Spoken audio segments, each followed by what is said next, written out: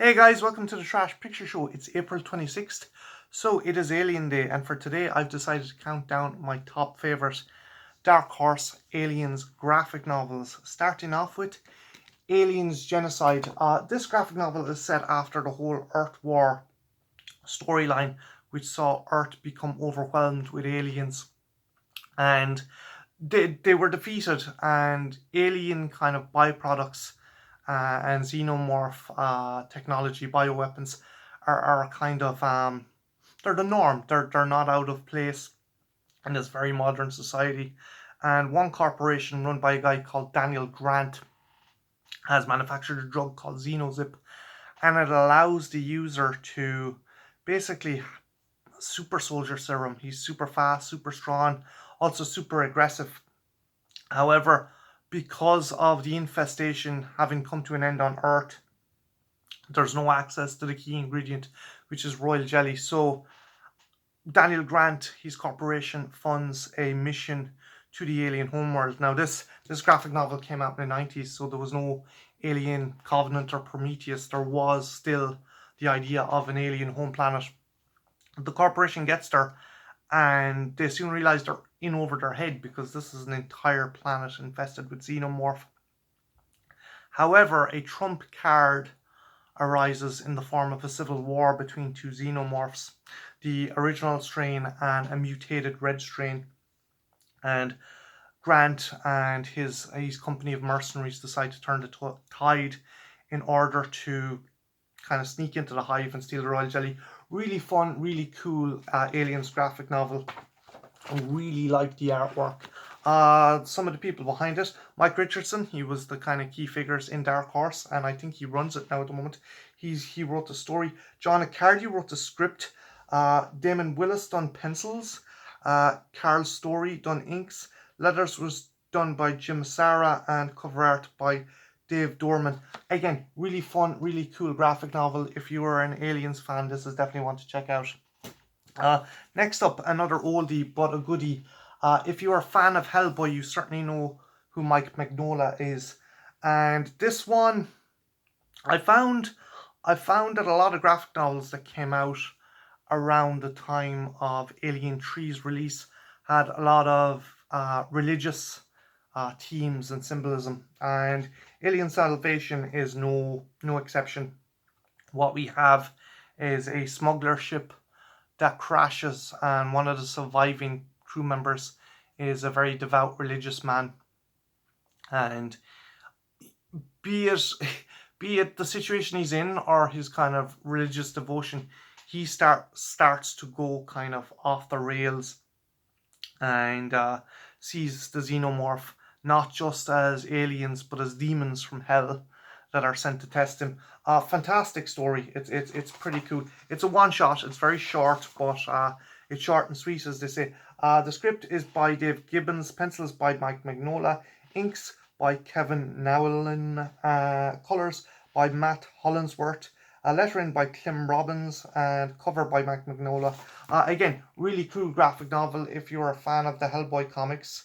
The artwork is really nice. So yeah, number 4 of my picks would be Alien Salvation. Well worth a look.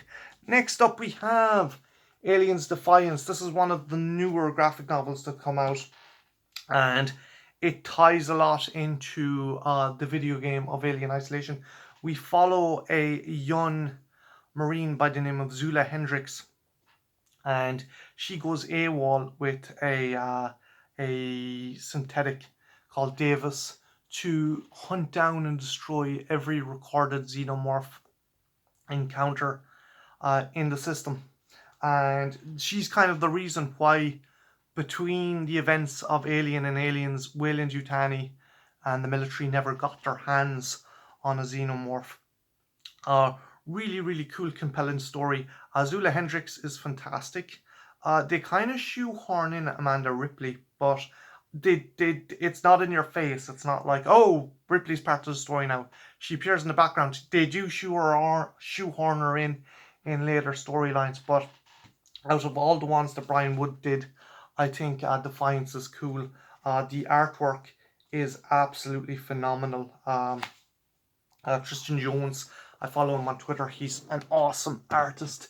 If you get a chance, definitely check out his Twitter, and his artwork is like, I mean, I don't know if you can see that there, but his artwork is amazing. And yeah, Zula, again, fantastically well-rounded character.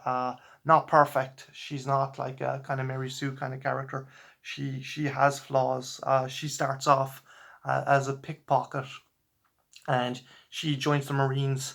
And her first mission out, she ends up becoming paralyzed. So she's trying to prove herself, but she's also trying to hold back this issue she has with her spine. She had surgery to correct it, but her spine is detrimental to her mission. Another great character in it is Dr. Hollis, who's this very naive kind of young medical tech on a station that Zula and Davis encounter, and brings a lot of heart and intelligence to the story. Again, the people behind it. I have worked on comic books. I know how annoying it is not to get credited or mentioned, so that's why I'm just mentioning all the people who worked on it. So the script, obviously Brian Wood. Brian Wood got in a bit of hot water there, and I think that might have affected his writing on the latter books. So script is by Brian Wood, art is by Christian Jones, Riccardo Bolcelli, and Tony Baruschi. Colors is by Dan Jackson, and lettering is by Nate Picos. Yeah, again, fantastic graphic novel if you are trying to get in to Aliens for the first time. This one is pretty cool. If you enjoyed the Alien Isolation game, this has kind of elements of that, and it's fairly cool, and it's well worth a read.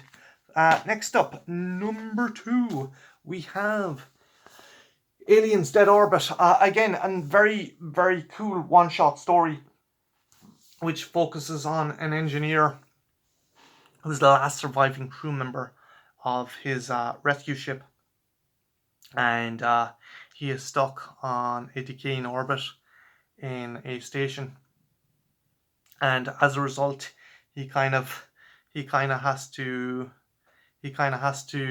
use his technical wits to survive.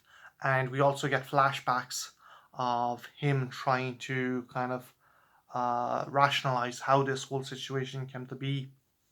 Artwork is fantastic. It's by James Stocco, and it has a very anime feel. I'll just try and get you a page here just to show you some of the characters.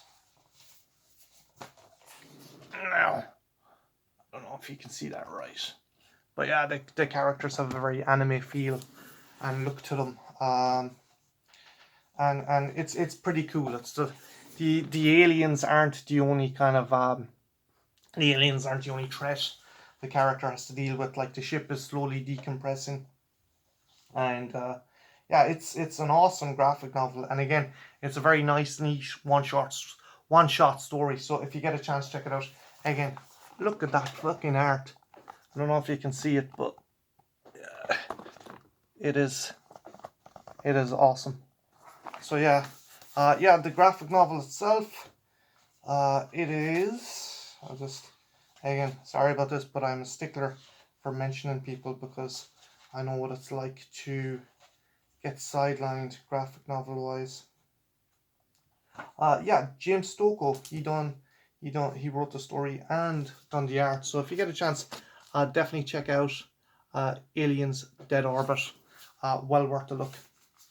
And lastly, my favorite Aliens graphic novel of all time, because it's actually my first Aliens graphic novel of all time, but it's also the art is done by an Irishman. It is called Aliens Labyrinth, and if someone asked me what would it be like if David Cronenberg done an Aliens movie, this is probably the closest you're going to get. It's set on a space station that's run by a mad scientist by the name of Church, and a kind of colonial marine administrator called Cresvey is sent to investigate. rumors of nefarious experiments going on. And at first, he's kind of caught off guard by how kind of friendly and warm Paul Church is, but as things go on, we realize that there's more to the man than meets the eye, and we find out that he survived in an alien hive, and he's kind of gone a bit mad, a bit unhinged, but he's still brilliant. So there's also a series of murders on the station, and you don't know if Church is responsible or if someone else is responsible. So Cresvey has to solve a mystery, but also keep an eye on Paul Church. Again, a fantastic graphic novel. Jim Woodring wrote the comic. Artist Killian Plunkett, dude from Dublin, I think. He's a fantastic Irish artist. He worked on I think Unknown Soldier. He does storyboarding now for movies. Background inker Monty Sheldon, colorist Matt Hollinsworth, and letter Ellie DeVille. Introduction by Steve Perry. Steve Perry done some fantastic Aliens novelizations. It starts off with a very cool story of Cresvey surviving his own alien encounter in a hive. But yeah, it's interesting because the characters in this, they're not black and white. There's lots of shades of grey, and I think Paul Church is probably the most interesting character, not only in the Aliens kind of graphic novels, but in the alien mythos. I would probably put him up there with David as being the most interesting and kind of complex character um, that that exists. And yeah, it's a wicked graphic novel. I could sing its praises for the rest of my life, and I still wouldn't do it justice. Again, fantastic artwork. I don't know if you guys can see that, but yeah, Killian Plunkett done a fantastic job. So yeah, that's my top 5 Aliens graphic novels. Have you guys read any of the Aliens Dark Horse comics? And if so, what did you think? What are your favorite ones? Leave them in the comments below. And yeah, I hope you have a cool Aliens day. Have a good one. Take care.